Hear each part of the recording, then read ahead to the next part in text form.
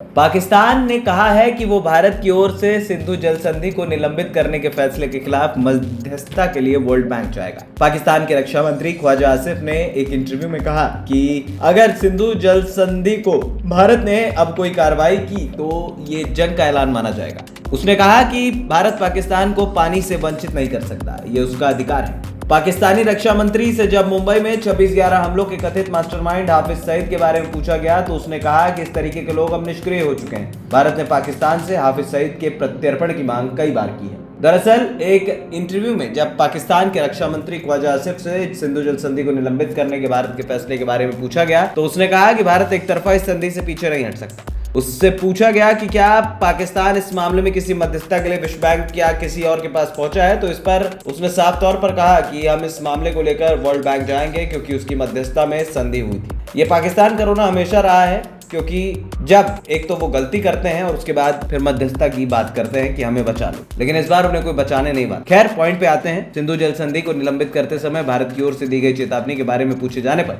पाकिस्तान के रक्षा मंत्री ने कहा कि अगर ऐसा हुआ तो ये युद्ध का ऐलान माना जाएगा। उसने कहा कि ऐसा करके आप हमें पानी से वंचित करेंगे जो हमारा अधिकार है। भारत ने हमारे इस अधिकार को माना है। ये बात सिंधु जल संधि में लिखी है। हम चाहते हैं कि संधि जारी रहे। वही जम्मू कश्मीर के पहलगाम में चरमपंथी हमले के बाद भारत की कार्रवाई के जवाब में पाकिस्तान ने गुरुवार को नेशनल सिक्योरिटी काउंसिल की बैठक बुलाई। इस बैठक में भी सिंधु जल संधि को निलंबित करने के भारत के फैसले को नामंजूर करते हुए कहा गया कि संधि के तहत पाकिस्तान के हिस्से में पानी के प्रवाह को रोकने या मोड़ने का कोई भी प्रयास युद्ध की कार्रवाई माना जाएगा और इसका पूरी ताकत से जवाब दिया जाएगा। अब इसके बाद जब बात हाफिज सईद के बारे में उससे पूछा गया तो ख्वाजा आसिफ ने कहा कि वो बेकार हो चुका है, बेकार या निष्क्रिय हो चुका है, वो विलुप्त हो चुका है। हालांकि ये भी पूछा गया कि हाफिज सईद जैसे लोग जिस पर अमेरिका ने भी नाम घोषित कर रखा है उसके बारे में ख्वाजा आसिफ का क्या सोचना है, तो उसने कहा कि ऐसे लोग आउटडेटेड हो चुके हैं, वो अब आर्काइव का हिस्सा है। भारत का मानना है कि पाकिस्तान में रह रहे हाफिज सईद 2008 में मुंबई हमलों और भारत में चरमपंथी कार्रवाइयों में शामिल रहा। भारत ने कई बार पाकिस्तान से उसके प्रत्यर्पण की मांग की। यूएन और अमेरिका दोनों ने हाफिज सईद को ग्लोबल टेररिस्ट की सूची में डाला हुआ है। अमेरिका ने उस पर $1 करोड़